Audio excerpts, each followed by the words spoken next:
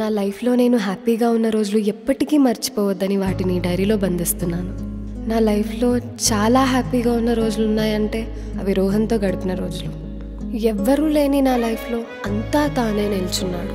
శూన్యం లాంటి నా జీవితంలో కొత్త ప్రపంచాన్ని పరిచయం చేశాడు. తనతో ఉన్న ప్రతి నిమిషం నేను ఎప్పటికీ మర్చిపోలేను.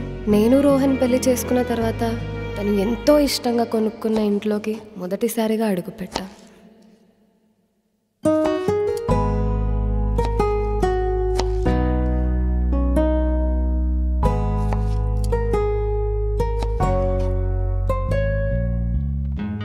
ఈరోజు ఆఫీస్కి వెళ్ళాలనే లేదు. మానేసి ఇంట్లో కూర్చో. ఇద్దరం ఎదురెదురుగా కూర్చొని రోజంతా ఒకరినొకరు చూసుకుంటూ కూర్చున్నాం. నేను రెడీ.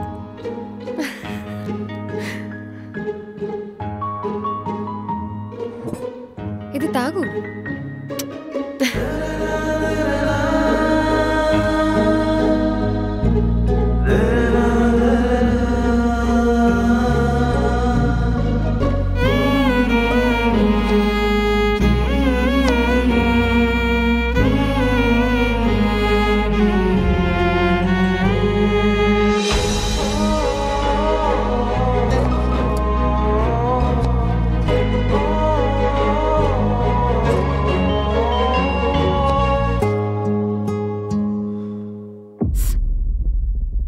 ఏమైంది?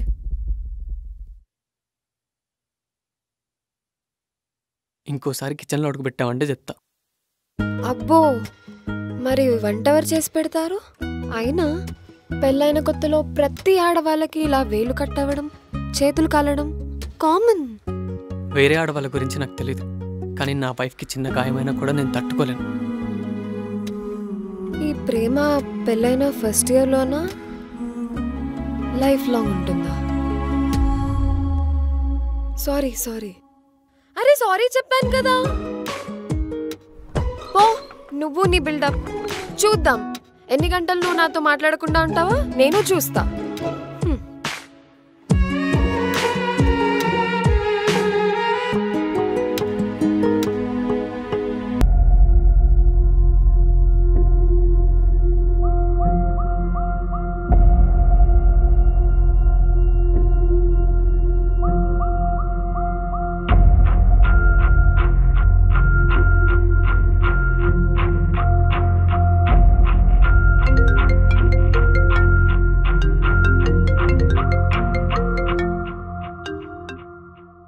హలో సార్, ఎక్కడున్నారు సార్?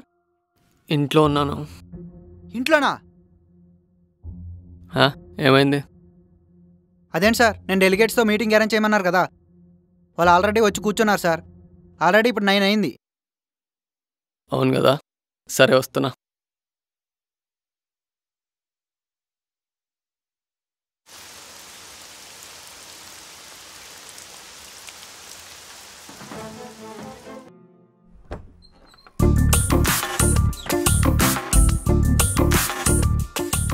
వణకం సార్. నమస్తే అండి.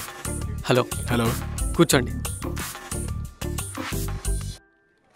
ఎంతసేపు అయిందండి వచ్చి? జస్ట్ ఇప్పుడే అండి. లేట్ నైట్ వర్క్ ఉండే. టీ తీసుకోండి. Yeah, thank you.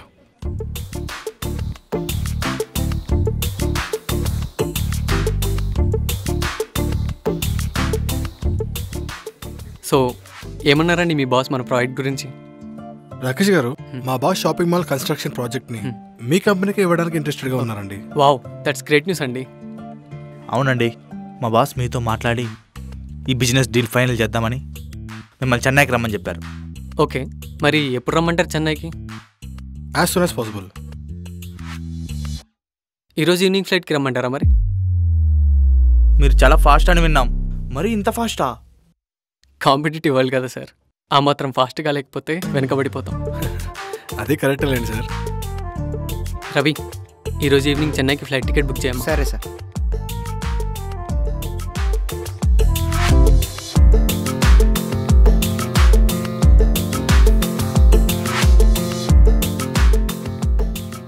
Okay Rohan గారు, మేము బయలుదేరుతాం.